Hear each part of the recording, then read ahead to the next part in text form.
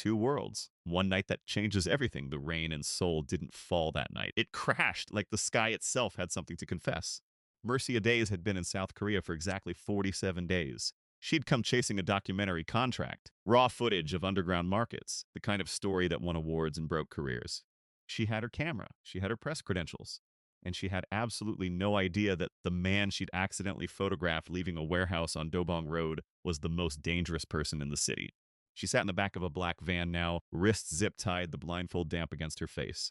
Three men, no words, just the sound of tires on wet asphalt and the occasional crackle of a radio. She didn't beg. She'd learned early in life, raised by a grandmother in Lagos who survived two coups and a famine, that begging in front of the wrong people only made them feel bigger. So Mercy breathed, counted the turns, memorized the sounds outside the window. You are not going to die tonight, she told herself. Not like this. Not without a fight. 3 miles away, in a glass tower that looked like it had been built to intimidate the clouds themselves, Sujin Kwan stood at a floor-to-soiling window and stared at nothing. He was 41 years old, the head of the Kwan Syndicate, a criminal empire that had its fingers in shipping, pharmaceuticals, and a dozen government contracts no one was supposed to know about. Newspapers called him a businessman. His enemies called him a ghost. His men called him Daijang, commander. He called himself nothing. Names were for people who needed to be remembered. His phone buzzed. He read the message once, twice. Then he set it down on the glass desk with a quiet, deliberate click that somehow felt louder than a gunshot. Bring her to the East compound, he said to the air. Put her with Goliath and Bear. Let her sit with them until she understands the cost of seeing things she shouldn't. His assistant hesitated at the door. And if she doesn't cooperate, Sujin didn't turn around. The city lights caught the sharp line of his jaw, the stillness of a man who had made peace with terrible choices long ago. She will. He almost believed it himself. If you were Mercy, blindfolded in that van, what would be going through your mind? Would you fight, stay silent, or try to negotiate? Drop your answer in the comments. Let's see how you'd survive the night. Tell us where they pulled the blindfold off inside a concrete room that smelled of iron and wet fur. No windows. One bare bulb. And in the far corner, two Caucasian shepherd dogs the size of small bears, chained but straining, lips pulled back over teeth that could snap bone. Goliath. Bear. The guards called them that like a joke. The door slammed. The lock turned. Mercy stood absolutely still. Most people would have screamed, pressed themselves against the wall, fainted, even. Instead, Mercy lowered herself slowly to the floor, cross-legged, spine straight, and looked directly at the bigger dog, Goliath, the way her grandmother once taught her to look at a charging market bull. Don't shrink, don't run, just breathe and let them read you. Goliath growled, a sound like rolling thunder. Bisu Jin watched the feed for 4 minutes without speaking. Nobody touched Goliath. Not even his own handlers without protective gear. That dog had put 2 men in hospital. And this woman, zip-tied, alone, thrown in like garbage, was sitting with him like they were old friends sharing grief. Something moved in Sujin's chest that he didn't have a name for. He killed it immediately. Delete that footage, he said quietly, and bring me her camera memory card. What about the woman, sir? A pause, longer than it should have been. Leave her there. She's comfortable enough. The second in command, Daeho, raised an eyebrow but said nothing. He'd worked for Sujin for 11 years. He recognized the tone, the clip words that meant I am not discussing this further, but he also noticed the way his boss kept the monitor feed open on his secondary screen long after the conversation ended. Sujin told himself it was strategic. She'd seen the warehouse. She was a foreign journalist. Releasing her was a risk. Killing her was an international incident. The dogs were a clean, efficient holding solution. He repeated this logic 3 times. Then he asked, almost involuntarily, "What's her name?" "Mercy, sir. Mercy Adazy. Nigerian. Press credentials, documentary filmmaker." Sujin said nothing, but he didn't close the feed. Mercy. He turned the name over in his mind like a coin he'd found and didn't know whether to keep or throw away. He kept it. By morning, the situation had changed. One of Sujin's rivals, the Zhang faction, had tracked the compound. An informant had talked. The East Wing needed to be cleared before a sweep team arrived. Every prisoner moved, every asset relocated, which meant Mercy was brought upstairs, into Sujin's private floor. She walked in, still in yesterday's clothes, wrist raw from the zip tie, one braid loose across her shoulder, and stopped when she saw him standing by the window. No cage this time. Just space, morning light, and a man who looked like he hadn't slept. "Sit," he said. "I'd rather stand." He looked at her then. Really looked like he was recalibrating something. "You're not afraid of me." "I was afraid last night," she said evenly. "I'm past it now." A long silence. Outside Seoul moved taxis, vendors, ordinary people who had no idea what happened in buildings like this one. "How did you calm my dogs?" Mercy studied him. The question wasn't tactical. It was genuine, almost childlike in its directness, buried under years of hardness. I didn't calm them, she said. I just stopped pretending I wasn't hurting. Animals feel that. When you stop hiding, they stop attacking. Sujin's jaw tightened almost imperceptibly. Something in those words had landed somewhere they weren't supposed to. He looked away first. In 11 years, Daeho had never seen his boss look away first. Wear paste. They kept her confined to a room on the 14th floor, comfortable, locked, but no longer a cage. Sujin sent food. Real food. She didn't thank him for it. On the second day, bored and restless, Mercy found a book on the shelf, a Korean poetry collection, dog-eared and underlined. Inside the front cover, in small, careful handwriting, for Sujin. So you remember there is still beauty. Yunseo. She was still holding it when he came to check on her.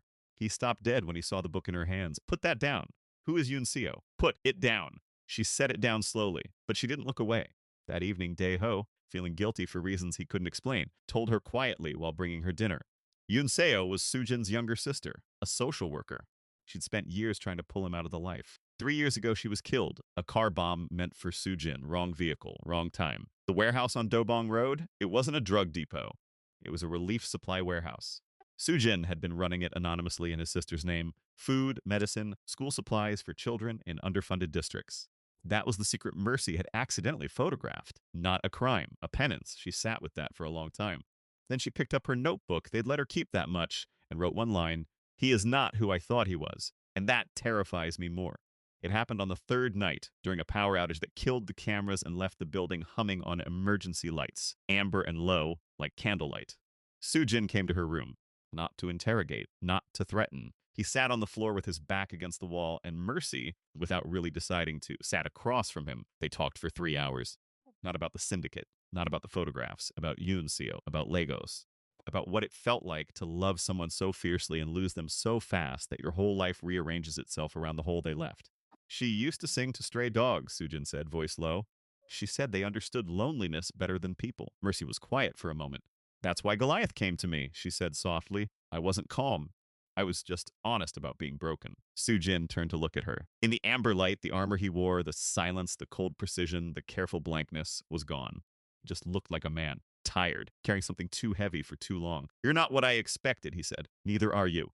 A pause. Then, almost inaudibly, I'm sorry. For the van. For the dogs. For all of it. Mercy didn't say it's okay, because it wasn't, but she nodded, and somehow that was enough for now. Outside the building, Seoul hummed its endless hum.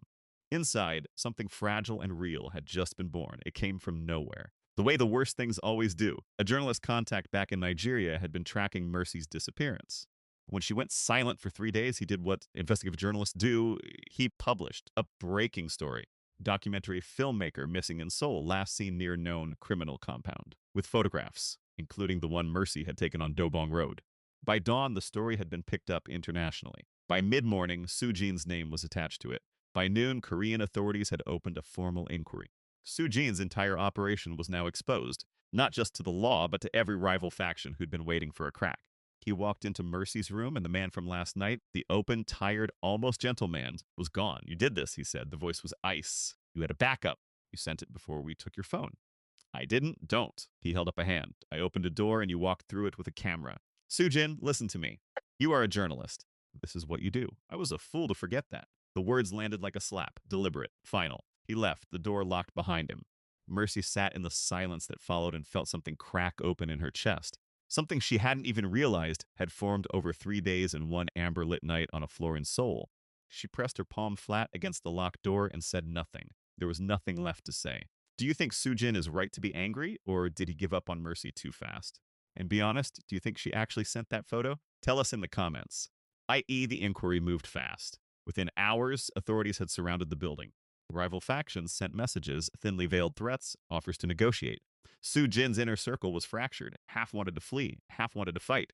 And then Daeho brought Sujin something that stopped everything. Phone metadata.